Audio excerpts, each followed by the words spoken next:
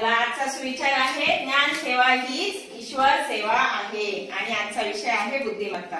आणि या बुद्धिमत्ता विषयामध्ये आपला घटक आहे सांकेतिक भाषा। आपण कालच्या तासाला सांकेतिक भाषेमध्ये सारखा क्रम असणारे उदाहरण सोडवलेले आहेत, परंतु आज जे आपण उदाहरण घेणार आहोत यामध्ये सारखा क्रम असेलच असे नाही हे आपल्याला शिकायचं आहे। इयत्ता चौथीच्या वर्गाला अशा प्रकारचे गणित येतात, त्यामध्ये 3 प्रकारचे गणित असतात। पहिल्या गणितामध्ये सारखा क्रम असतो, दुसऱ्या गणितामध्ये सारखा क्रम असेलच असे नाही, त्यामुळे दोन्ही प्रकारचे उदाहरण आपल्याला आले पाहिजेत। चला तर मग आज आपण सांकेतिक भाषेची उदाहरणे सोडूया। तर सगळ्यात सुरुवातीला मी एक उदाहरण लिहिलेले फळ्यावर ते वाचते पहा। एका सांकेतिक लिपीत असे लिहितात रजत बरोबर 651, गरज बरोबर 681, तगर बरोबर 518, तर गजर बरोबर किती हे उदाहरण आपल्याला सोडवायचे। आता यामध्ये हे अक्षर दिलेले आहेत आणि ह्या अक्षराला काही संख्या दिलेल्या आहेत। अशा प्रत्येक ठिकाणी प्रत्येक उदाहरणामध्ये एक तर चिन्ह दिलेले असतात किंवा संख्या दिलेल्या असतात। मग त्या आपल्याला शोधून त्या अक्षरासाठी कोणती संख्या असेल हे शोधायचे। आता आपण काल पाहिलं होतं, कालच्या गणितामध्ये काय होतं, समजा असा रजत दिलेला होता, त्या रजतला आपण 651 लिहिलं आणि मग र ला 6 समजलो, ज ला 5 आणि त ला 1। परंतु आज आपल्याला हे खूप महत्वाचं आहे की अक्षरांचा क्रम सारखा असेलच असे नाही। म्हणजे ह्याच्या पुढे रजत पुढे 651 हे जे अक्षर लिहिले हे र ला 6 असेलच असे नाही, ज ला 5 असेलच असे नाही। मग हे कसं शोधायचं तर ते आज आपण शिकणार आहोत। तर चला तर मग आज आपण त्याचा अभ्यास करूया। तर आता हे कसं शोधायचं पहा।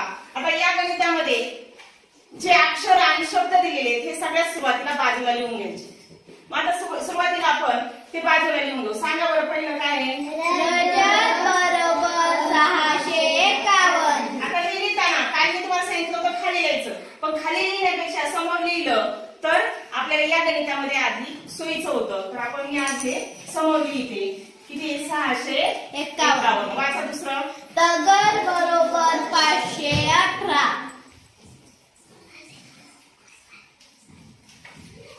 तगर बरोबर 518 आणि तिसरा काय शब्द दिलेला आहे, गरज बरोबर 681। तगर बरोबर तुम्ही मला मागे पुढे सांगितलं का, गरज बरोबर 681। आता परत तपासून बघा बरोबर लिहिलंय का, रजत बरोबर 651, तगर बरोबर 518 आणि गरज बरोबर 651। आता पहा म्हणजे हे आपण मागे पुढे लिहिलेला शब्द काही फरक पडत नाही, परंतु आपण ही जी संख्या आहे रजतला 651 लिहिली, 651 आली पाहिजे त्याला। तुम्ही रजतची संख्या गरजची लिहिली तर चालणार नाही, रजतला जी संख्या दिली तीच लिहायची, तगरला जी दिली तीच लिहायची आणि गरजला जी दिली तीच लिहायची। आता पहा इथं र ला 6 नाहीये, ज ला 5 नाही आणि त ला 1 नाही। मग आता हे शोधायचं कसं, आता आपल्याला शोधायचं काय, गजर बरोबर किती। मग जर आपण असं घेतलं आता इथं ग आहे, इथं ग आहे, इथं ज आहे, मग कोणता ग घ्यायचा तर हेच आपल्याला आता यामध्ये शोधायचे। आता सगळ्यात सुरुवातीला काय करायचं, सारखं अक्षर शोधायचं। तर मला सांगा याच्यामध्ये तुम्हाला सारखं कोण दिसतं, शाळा सांग, सारखं अक्षर कोणतं आहे याच्यामध्ये, ह्या दोन मध्ये सारखं काय आहे, अक्षर कोणतं सारखं आहे, र र ज ज ग ग, कोणतं अक्षर सारखं आहे, र र सारखं आहे। कोणतं सारखं आहे, र र सारखं आहे आणि त त सारखे। काय आपण र र र पहा याच्यात बी आहे र, याच्यात बी र आहे आणि मग र खालच्या याच्यात आहे का बघायचं, आहे म्हणजे ह्याच्यात पण ह्याच्यात पण र आहे, मग र एका बाजूला लिहून घ्यायचं। आता बघा बरं का ही खूप महत्वाची स्टेप आहे, नीट लक्ष द्या। इथं र शोधला आपण, इथं र शोधला, इथं र शोधला, मग तिन्ही याच्यामध्ये र आहे बरोबर आहे। मग आता ह्या तिन्ही याच्यामध्ये सारखा आकार कोणता आहे, तर सांग, व्हेरी गुड, कोणता सारखा आहे, 1।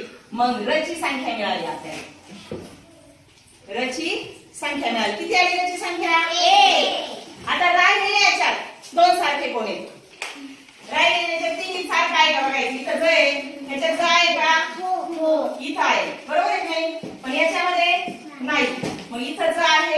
इथं ज आहे. मग पहिल्यात आणि तिसऱ्यात सारखा अंक कोणता आहे? कृष्णा सांग. पहिल्यात आणि तिसऱ्यात सारखा अंक कोणता आहे? 6.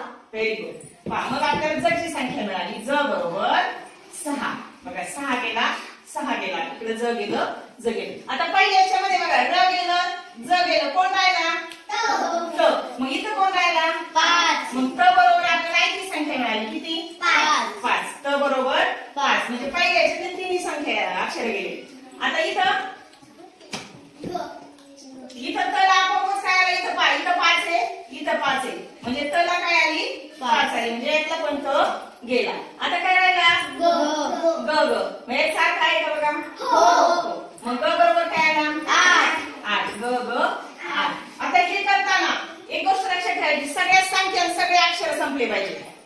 इकडे अक्षर शिल्लक राहिले आणि इकडे संख्या संपली म्हणजे आपलं कुठंतरी चुकलं असं समजायचं. आता आपण काही क्रिया करताना सगळ्यात सुरुवातीला काय केलं? आपण तिन्ही याच्यामध्ये सारखा आकडा शोधला, सारखा अक्षर शोधलं आणि तो आकडा त्याला लिहून घेतला. नंतर राहिलेल्या याच्यामध्ये परत सारखं शोधलं, ते लिहून घेतलं. कधी कधी असं असतं फक्त एक आपली शब्द राहिले पण याच्यात जिथं होतं म्हणून आपण दोन्ही सारखं केलं, परंतु कधी कधी इथंच फक्त त राहतं, मग ती उरलेली संख्या त्याला लिहून घ्यायची. मग आता आपल्याला हे भेटलं, संख्या भेटल्या त्याच्या, मग आपल्याला याचं उत्तर काढते. मग आता सांगावर याचं उत्तर कोण सांगतं? गला काय आलंय? 8. गला काय आलं? 8. जला काय आलं? 6. आणि रला काय आलं? 1. आलं उत्तर त्याचं. तुम्हाला हेच विचारलं होतं. काय विचारलं? गजर बरोबर किती? मग किती आलं गजर बरोबर? 861. 861. गजर बरोबर 800. आता ह्याच्यावर दुसरा प्रश्न विचारलेला आहे बघा. 5 6 1 संख्या बघा. 5 6 1 561 या संख्येने कोणता शब्द तयार होईल? कोण सांगतं मला? यश इथे येऊन करून दाखव.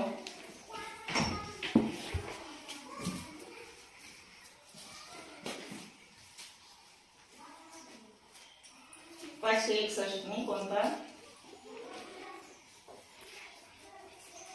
बघा आता व्हेरी गुड. 5 ला काय आहे? आता त्यांनी केलेलं बरोबर आहे का? आपण टाळा करू त्याचा. बघा 561 सोडायचं ना आपल्याला. मग 5 ला काय आहे? त. 6 ला काय आहे? ज. आणि 1 ला काय आहे? बरोबर केलं त्यांनी? हो. बरोबर. Very good. टाळ्या वाजवा त्याला. आता हे डोक्यात फिट करा की आता याचा संबंध संपलेला आहे सगळा. याचा काय झालेला आहे? संबंध संपलेला आहे. मग आपण आपलं उत्तर आता याच्यातून शोधायचं आहे. आपल्याला काय करायचंय? ह्या उरलेल्या अक्षरामधून आपल्याला उत्तर शोधायचंय. आता मी एक दुसरा प्रश्न तयार करून देते तुम्हाला, त्याचं उत्तर सांगायचंय मला. ग र या अक्षरासाठी कोणते आकडे? ग र कोण सांग?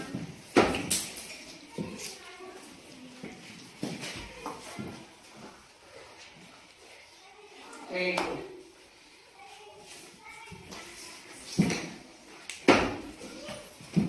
58 5 8 या संख्येसाठी किंवा या अंकासाठी कोणते अक्षर येईल? कोण सांगतं?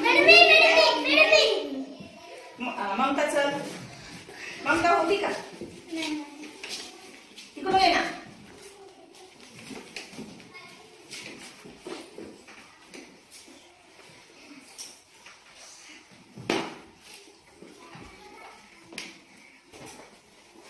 बरोबर आहे छपा? Very good. टाळा वाजवा तिला. 5 ला काय आहे? त. आणि 8 ला काय आहे? म्हणजे काय आलं त्याचं उत्तर? ग. काय उत्तर? समजलं तुम्हाला? सगळ्यांना समजलं? अजून एक तुम्हाला सांगते.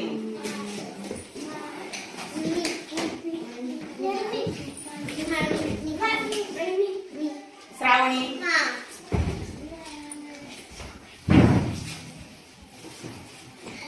हो. जग.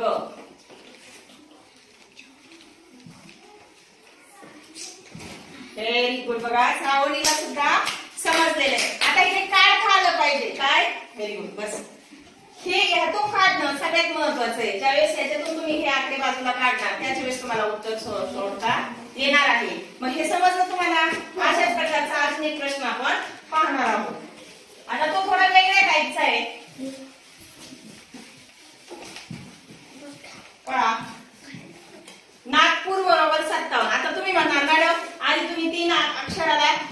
संख्या दिल्यात आणि आता 4 अक्षराला 2च संख्या आहेत, मग हे कसं सोडवायचं?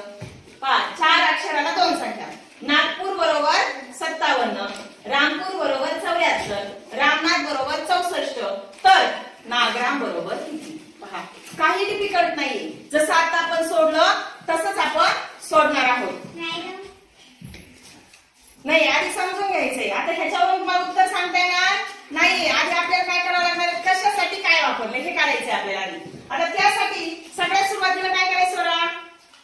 जे शब्द दिले त्याच्या संख्या आणि शब्द बाजूला लिहून घ्यायचा. आता मी इथे लिहून घेते. सांगा मला पहिला शब्द काय आहे? नागपूरला काय म्हटलंय? 57. नंतर दुसरं काय सांगा? रामपूर. रामपूरला काय म्हटलंय? 74. तिसरं काय आहे? रामनाथला काय म्हटलंय? 64. तर काय विचारायचं मला? नागराम बरोबर कोणती संख्या येईल? आता ही संख्या आपल्याला माहित नाही. आता तुम्हाला प्रश्न पडला असेल, इथं 4 आकडे आणि इथं 2च. आता हे सोडायचं कसं? आता मग असं इथं याच्यात बघायचं साम्य काय आहे, सारखेपणा काय आहे आणि कशामुळे असे 2 आकडे येतील हे आपण थोडासा विचार करायचा. आता बघा, इथं पूर आणि इथं राम सारखे, बरोबर आहे. मग आता आपण जर ह्याचा सारख्याचा विचार केला तर मग 2 अक्षरासाठी एक संख्या दिली असावी असं आपण गेस करायचं आणि तसं जुळून बघायचं. मग जुळतंय का? मग आता इथं पूर आहे, मग हे 2 सारखे पूर, मग इकडे 2 संख्या सारख्या पाहिजे. बरोबर आहेत का? त्या 2 मध्ये सारख्या संख्या आहेत का? 7 सारखं आहे का याच्यात? कोणती संख्या सारखी आहे? 7. हा, मग हे पूरला काय आलं रे? 7. पूरला काय आलं? 7. आता बघा, आता अजून सारखं काय राहिलं पहा बरं. Very good. काय राहील सारखं? राम. ह्या 2 मध्ये राम आहे, मग ह्या 2 मध्ये सारखं काय? 4. मग रामला आलं 4. मग आता बघा, हा 4 गेला, हा 4 गेला. तर मी मगाशी सांगितलं तसं. आता इथं काय राहिलं? मग नागला आयतच काय आलं रे? 5. नागला आयतच काय आलं? 5. आता काय राहिलं मग आपलं? नागला काय आलं? 6. नागला काय आला? 6. मग आता पहा, आपले सगळे हे संपलं, हे संपलं, हे संपलं, हे संपलं, हे संपलं, हे संपलं. संख्या पण सगळ्या संपल्या, ह्या संपल्या. शिल्लक राहिलं काही नाही. मग आता याचं काम संपलं. ब्लॉक लिस्ट मध्ये हे की नाही, याचं काम संपलं की बाजूला फेकून द्यायचं आणि नवीन जे आलं ते पुढे घ्यायचं. आता मग हे नवीन याच्यावर आपल्याला उत्तर शोधायचंय. बघा, नागराम. याच्यात नाग कुठे? नागला कोणती संख्या आहे सांगा? Very good. नागला काय संख्या आहे? रामला काय? Very nice. काय आलं मग नागरामला? 54. काय आलं? मग रामला काय आहे सांगा? रामला काय येईल बेटा? 4च येईल का? काही ह्या रामचे 4, ह्या रामचे 4, किती आले? 44. आणि आता इथं रामपूर दिलेलं आहे, नागपूर दिलेलं आहे, त्याच्यामुळे वेगळे शब्द होत नाही. रामनाथ होतं ना, ते दिलेले आहे. हा, मग आता त्याच्यामुळे वेगळे शब्द होणार नाहीये त्याच्यामध्ये. बघा, मग अशा प्रकारे आपल्याला यावरचे गणित सोडायचे. किती जण सोडू शकतात हे सगळे? Very good. सगळ्यांना समजलं? चल, चला तर मग मी तुम्हाला या प्रकारचे अनेक गणित देते, ते तुम्ही सोडून वहीवर मला दाखवायचे. ओके.